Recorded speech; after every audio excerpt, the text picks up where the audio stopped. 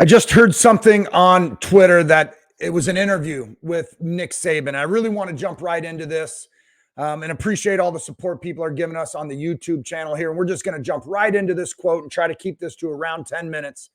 And it was really impactful for me. But Nick Saban is getting ready to play. Nick Saban, for those that don't know, is the head football coach. Apologies. Head football coach at the University of Alabama, often regarded as maybe the best football coach, definitely of our generation, my generation, but maybe of all time. And they are getting ready. I believe they're like 8-1, 7-1, something like that. They're getting ready this weekend to play the University of Tennessee, Chattanooga. It is outside of their conference. It is a team that they're probably favored to beat by well over 20, 30 points. It shouldn't be a problem. They're playing them at home. It shouldn't be an issue. So the question to Nick Saban is, how do you prepare your team for this game? You go through the rigors of your conference. It's hard. You're playing Georgia and Auburn and Tennessee and Kentucky and Ole Miss and all these teams in the SEC. But now you're going out of conference and playing a bad team. And his comment was, what we are trying to get across to our team is that complacency will break momentum. Let me say that again so you get it. It's really important. With your teams, with yourself, with your goals and ambitions, and where you want to be in 5 to 10 years, and where you want your teams to be in 1 to 5 years, complacency will break your momentum. So we've got to have coaches and leaders that continue to challenge us, move us forward, give us the feedback we need to improve, and challenge us. And I know just said challenge, but challenge us so that we do not get complacent. Momentum is a driving force. And to quote Saban, once you start getting momentum, it's hard to get back once it's broken. Let me give you this example. It could be in a team, but let me just personally, doing these great things, working on Dead 3, working on podcasting and blogging and social media and getting all of this out. And for those that follow my content know that we were crushing it. We were getting all this out. Some things happened professionally that I had to take care of, and we did. But it also broke my momentum of all this other stuff. Like, it all got broken. And man, have I struggled getting that back and getting momentum back and getting my wins back. I went for a walk the other day, yesterday. Ran it as I'm walking, and I'm walking home, and I'm sending some text messages. I'm listening to Ed Milet. I'm getting, my cup is being filled up for the day. It was early in the morning, and I walk into a friend of mine. And we just start talking. Good friend of mine, a great mentor to me.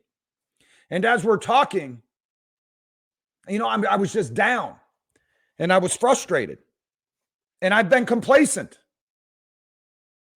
And I looked at him and I said, the best I've ever done was 2 years ago. And I was doing this 75 hard workout where you have to do 6 or 7 things every day. You got to do it for 75 days.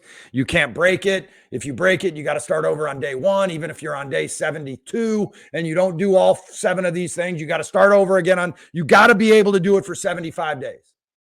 And I did with my wife, and we crushed it. From January 1st to March 17th, we crushed it. No drinking, 2 workouts a day, bunch of water, bunch of reading, bunch of activities, blah, blah. We did it. And we created momentum. We were not complacent. We crushed it. Then when it's over, we lost all momentum. All momentum. And then I didn't like that feeling. So 3 weeks later, I did it again. but just a 30-day challenge, not a 75-day, 30-day challenge. Created the momentum again. 30 days are up, did it the month of April. May 1st rolls around. Done. And I looked at my friend. I was like, that's the best I've ever felt. And I try to do it again. And I've tried, and I can't build the momentum back up. I can't even get a day. I can't even get 2 days. I can do it for a day, but I can't get to day 2. And I know I should be doing it. Momentum is a driving force. You've got to get it. You've got to stay focused. You need to be coached. You need leadership. You need to be pushed. You need to set goals. You need to have a strategy for your day, your week, your month. It keeps you moving in the right direction. When I work with software teams and I'm asked to come in and either consult or to just get them better. I don't know the right phrase right there, but to get them to start winning. The first thing we do, other than just kind of getting a landscape myself of what is actually going on, but the first thing we try to do with them is when we're with, leadership or whatever it is, I'm sitting there going, we've got to figure out a win. We've got to figure out what the win is today on Monday. So at 5 p.m., 4 p.m., when people leave, they feel like they got to win and they're recognized and acknowledged for it. We've got to start creating momentum. And we need to get a win tomorrow and the next day. Then the win's got to be bigger and bigger and bigger. And we won't be complacent with it. Complacency is a killer to momentum. It represents a state of self-satisfaction, good enough, and that it's okay to be just okay, as we say. Instead of sustaining momentum, setting crazy goals, being coached to reach those goals, knowing we're capable of more and better, and moving forward.